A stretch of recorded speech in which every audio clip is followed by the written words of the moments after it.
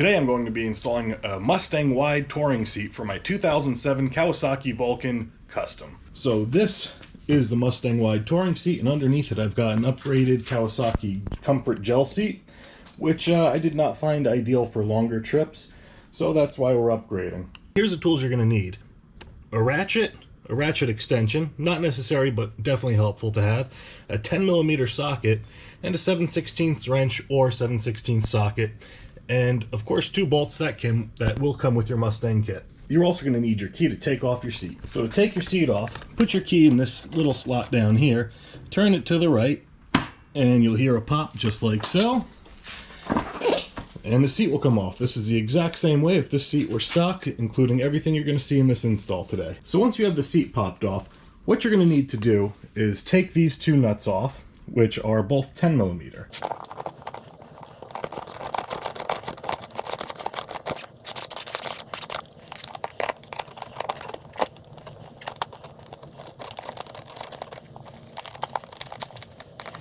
Alright, once you got these nuts off, you're going to need this plate here to go and transfer onto the new Mustang seat. Okay, then you're going to set aside your stock seat or an upgraded seat, whichever you've got. Take your Mustang seat, set it on top of your bike or a workbench, and locate these 2 holes, because that's where the plate's going to go. However, if you have a Vulcan 900 Custom, there is a little bit of a difference in the steps in between. It requires longer hardware and adapters, or spacers for it, which we'll go over at this time stamp. Using the factory plate and the 2 bolts and washers supplied by Mustang, we're just going to pop the plate over these 2 holes here and start threading these bolts right into these holes.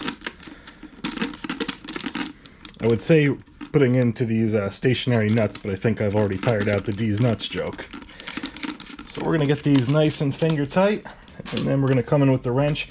I don't have my whole toolkit with me here today, so a socket would make it just slightly quicker, of course. And these don't have to be torqued down crazy. You don't want to snap the nuts off the plastic on the inside. So just till you feel it's kind of snug.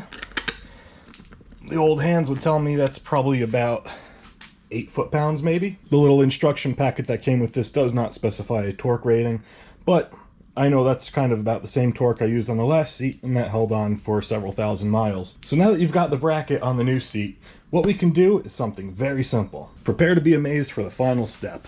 We're going to take this whole entire seat, flip it over. Now there is a latch here. That latch does go down into this slot here. So we're going to make sure we slide that guy down and in. And then make sure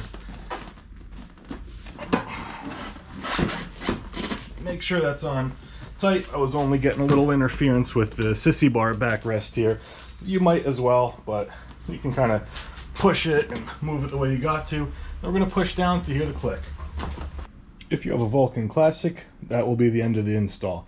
So if you have a Vulcan 900 Custom like I do, you actually need to use the provided longer bolts that are 1 inch, 1/4-20, and it comes with these nylon 3/8 inch spacers, which you'll need to put underneath the bracket like so. This is just because the fender is a little bit different on the Custom versus the Classic, but this seat will work for both.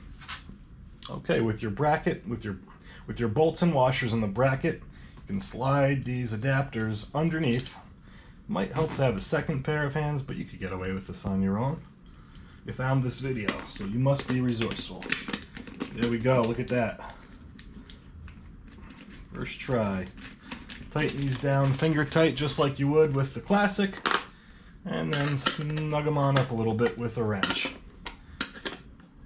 We're just going to go not crazy tight, same way you would if you had a Classic.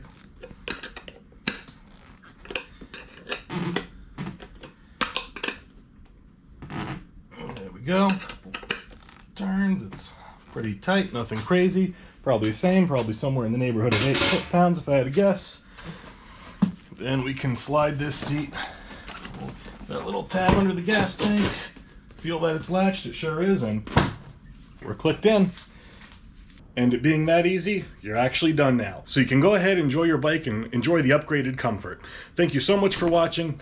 Give this video a like if it helped you out. Share it with a friend if it might help them out.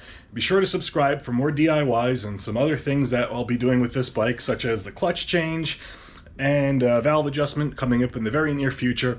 And as always, remember, keep it foul.